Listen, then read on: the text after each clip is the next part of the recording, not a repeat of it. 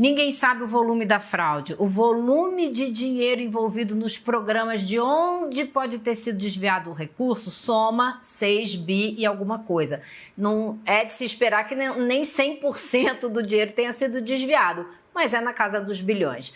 Número 2, acho que a gente tem que tomar um tremendo cuidado para não passar a impressão equivocada de que foi uma fraude do INSS, dinheiro do INSS. Não, é uma fraude direta do pagamento dos aposentados. Então, o dinheiro está sendo retirado do bolso dos aposentados, não é da instituição. Isso posto, a gente pode explicar. A pessoa se aposenta, aí vem aquelas organizações, associações, às vezes até um outro sindicato bate na porta e fala, ó, a gente tem aqui um programa de desconto para você ter acesso a programa de saúde, a dentista, a academia, e oferece lá. Se você entrar nos sites dessas organizações, você vai ver, a primeira coisa que você vê lá são os programas de desconto que eles oferecem. E aí a pessoa aceita ou não aceita. Aí paga um tanto por mês, entre 40 e 70 reais por mês. Acontece que muita gente que não aceita foi parar nesses programas e o dinheiro estava sendo descontado na folha de pagamento da pessoa. E esse dinheiro, o governo, a CGU e o TCU começaram a olhar, começou a crescer muito o número de empresas que fazem isso, de associações que fazem isso, e o volume de recursos desses programas começou a se multiplicar de uma maneira avassalador, o que chamou muita atenção. Então, as investigações, as auditorias mostraram que essas organizações não tinham a capacidade de oferecer todos esses serviços que elas estavam dizendo que ofereciam.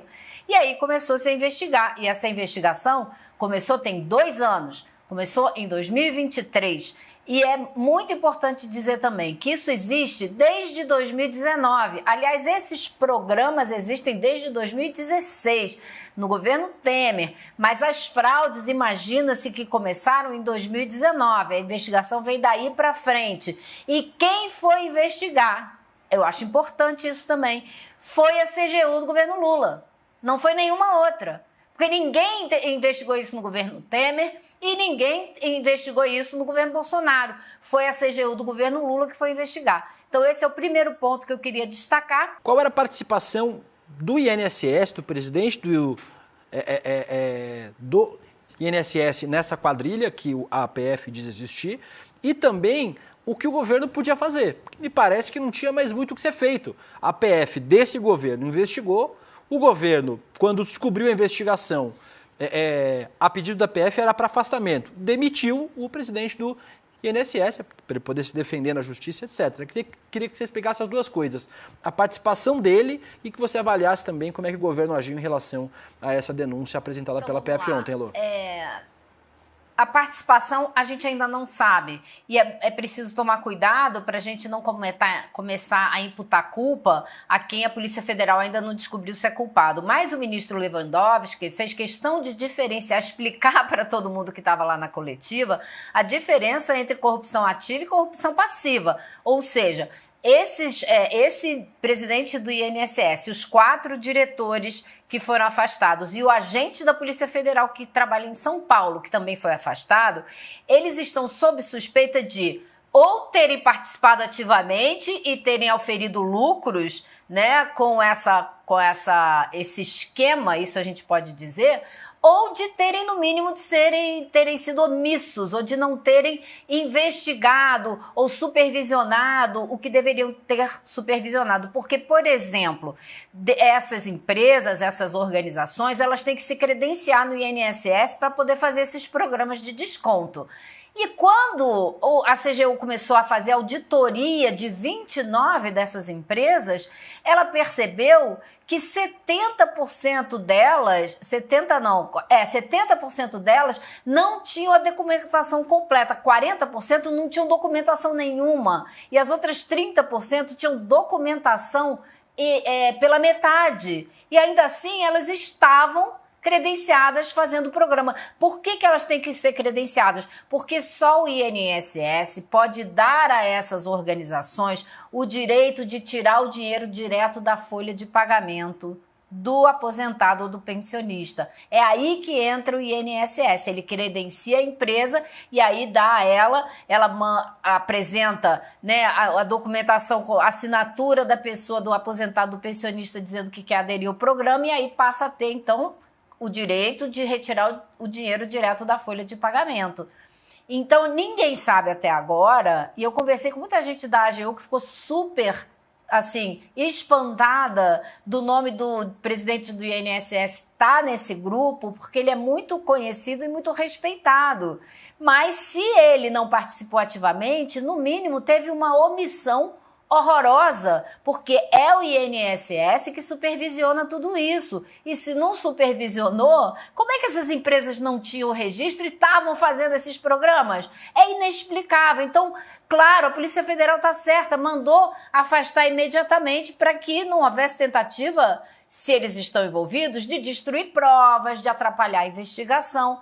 Esse afastamento foi feito. Agora, repito, a CGU do presidente Lula, deste governo, está investigando isso desde 2023. E agora, no começo do ano, pediu a PF para entrar na investigação. Então, a gente teve ontem uma operação gigantesca. Foram mais de 200 mandados de busca e apreensão. E a gente já sabe que foram levantados com apenas um alvo. E isso é importante que se diga, uma empresa, são pessoas ligadas a duas empresas de Sergipe.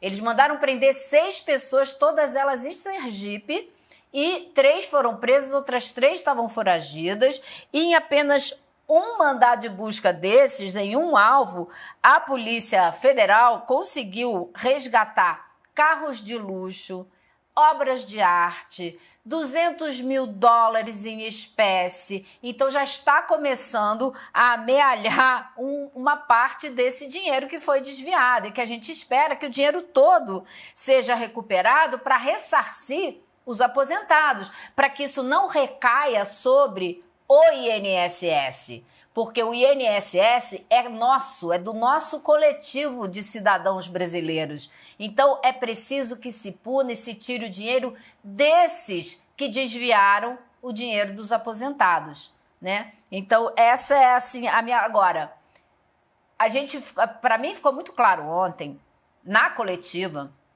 quando eu cheguei lá. Primeira pessoa que eu vi entrando lá junto com o ministro Lewandowski foi Laércio Portela, que é o secretário de comunicação da Presidência da República.